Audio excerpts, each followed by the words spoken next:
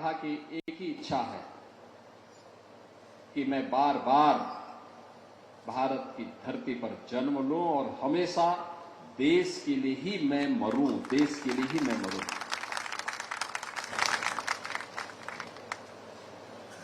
यानी इच्छा भी क्या है? देश है, स्वयं नहीं। हे इस भारतवर्ष में 100 बार मेरा जन्म हो, कारण सदा ही मृत्यु का देशोपकारक कर्म हो।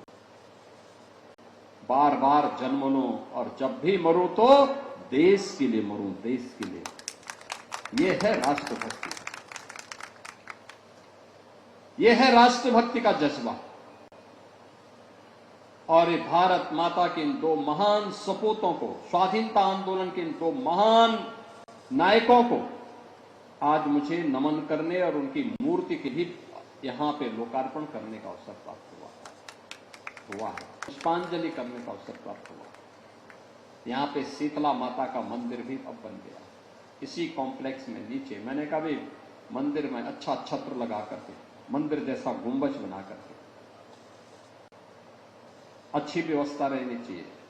कॉम्प्लेक्स में व्यवस्था ऐसी होनी चाहिए कि व्यापारी दुकान भी अच्छा कर सके, लेकिन गलियारा खाली रहना चाहिए।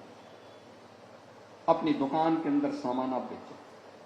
सुरक्षा की प्रॉपर व्यवस्था होनी चाहिए, फायर सेफ्टी, इलेक्ट्रिक सेफ्टी की व्यवस्था होनी चाहिए।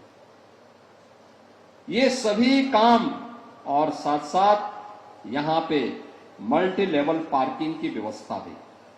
यानी यहां पे शहीद बंधु सिंह मल्टी लेवल पार्किंग में यहां पर हम लोग 50 कार, 204 पहिया वाहन और 43 दुकान यहां पर आपको उपलब्ध हो रही है